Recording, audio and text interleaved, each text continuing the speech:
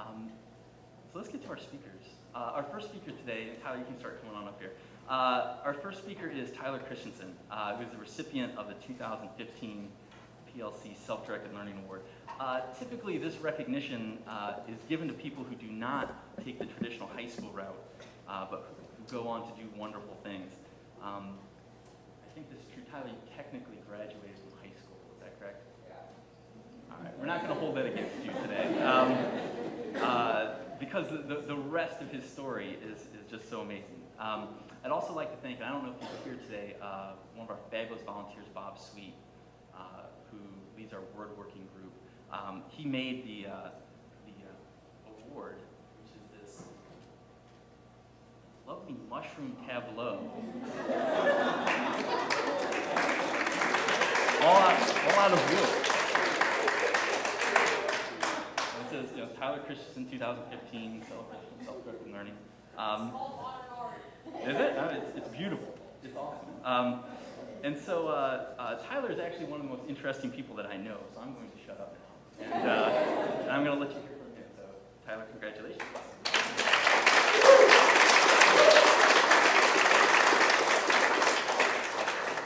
This is really just incredible. This is the first time I'm seeing this, and this is just amazing. You know, I heard there would be a plaque. This is not what I was expecting. And I mean that in the best possible way. This is truly wonderful. And maybe, if you don't already know, I'm a very, outdoorsy, nature-loving person. So it might help to understand why this is even, that much more meaningful. This is so cool.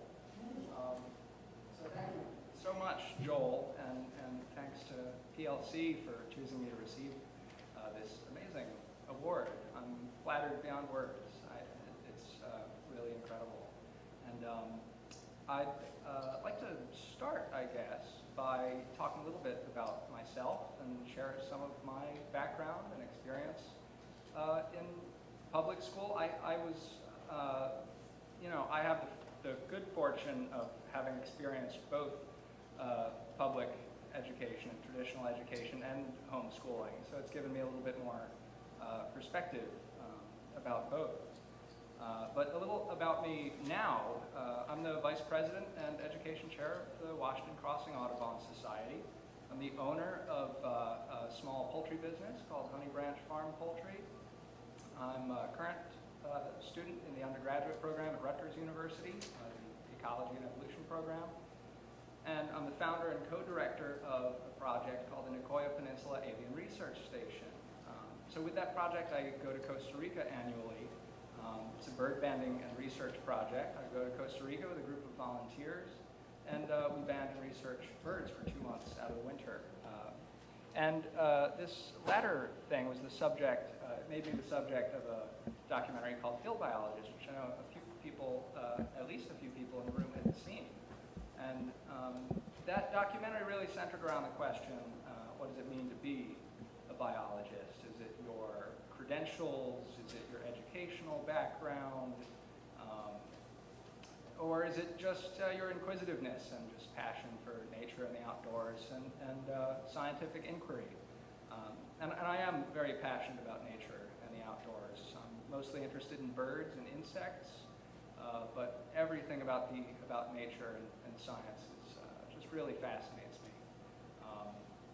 So more than half of my schooling took place in public school, but I was also homeschooled for 5 years, and I consider those 5 years to have been the most important part of my education by far.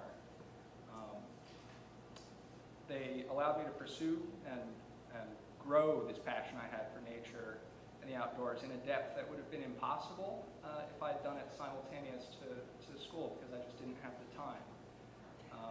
And during that period, I also learned the confidence in my ability to teach myself, which I think was probably the most important skill that I learned.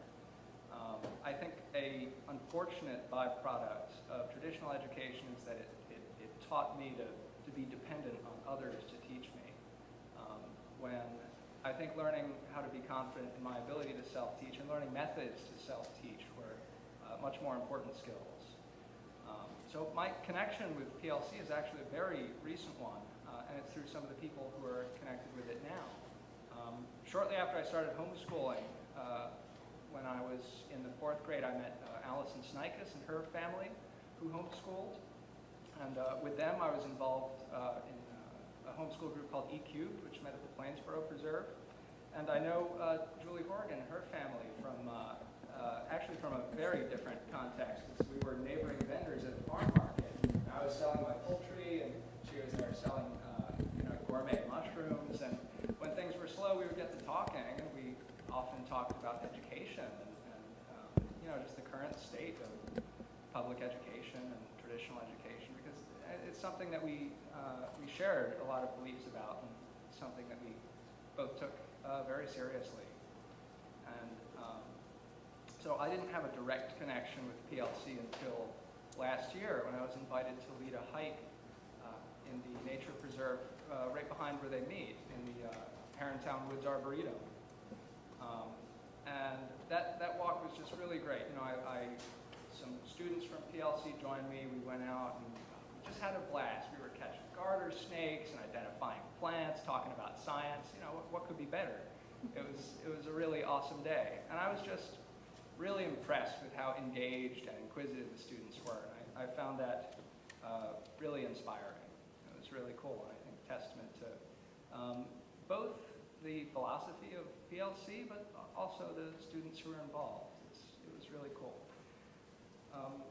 Some of my educational background, I attended public school from 1st grade through 3rd grade, and then I was homeschooled from grades 4 through 8, and then I went back to public school for high school, grades 9 through 12.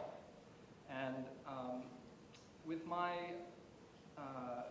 high school and grade school experience in public school, I was generally pretty displeased overall. And I did have some really great teachers who really facilitated learning, and they were good at engaging students, but for the most part, school never really clicked for me. And I wrote down 2 things here that I think sort of illustrate the problem that I had, and probably the problem that a lot of students have with the education system. In grade school, I don't remember a lot from then, grades 1 through 3, but I do remember I liked to stand up while I worked, especially when I started getting excited about something. I would just find myself standing, and I'd be doing my work standing. And I was constantly being told to sit down. And it bothered me then, and looking back, I think I know why. It was just really stifling. It felt like, I wasn't doing any harm. I was just standing up doing my work. And, it was just how I worked. It's how I got excited. And there's something more recent from my history class that I wanted to share. And I feel like this summarizes a major problem with traditional education, at least for me and probably a lot of other students like me. On the board, when we would walk into history, you'd walk into the room, and on the left there'd be a board, and there was a list of learning objectives for that day. And at the top of the list, there was the acronym SWBAT. And at first, I didn't know what that meant. I actually had to look it up when I got home. I didn't use Google then. I used Dogpile. So I dogpiled what SWBAT meant, and it stands for Student Will Be Able To. And in the classroom, the teachers actually pronounced this out loud as SWABAT.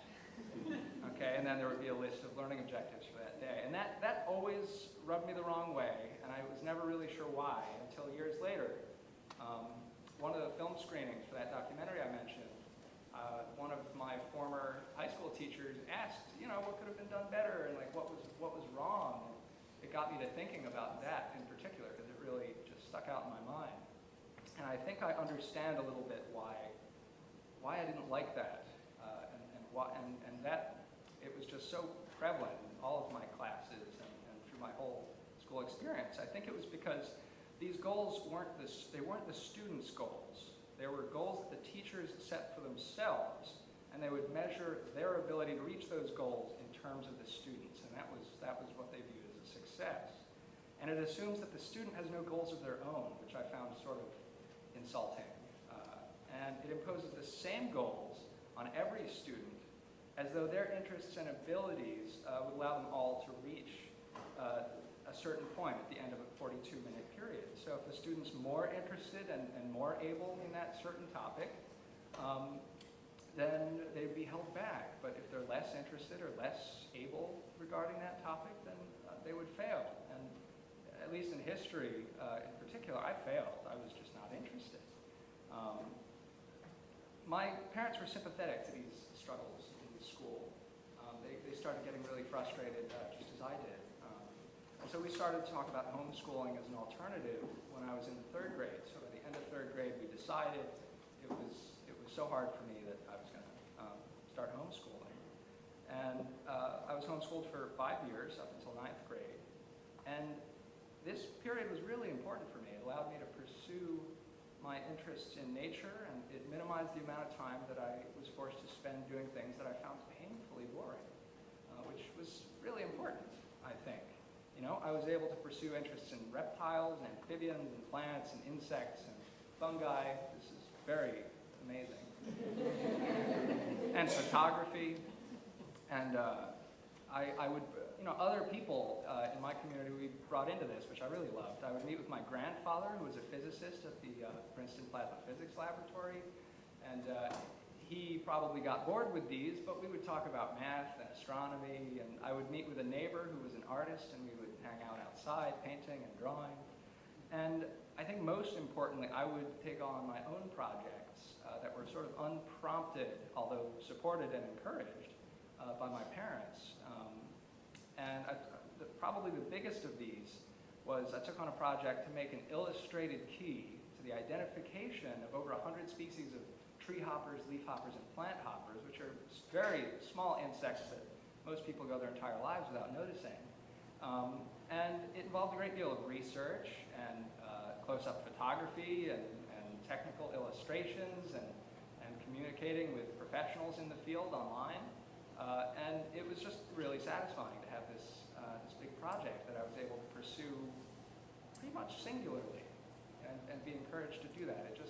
I had to learn a lot for it. And that was just one of a bunch of projects I took on. But, being able to pursue something so passionately without feeling, any stress or pressure to do other things too is really important.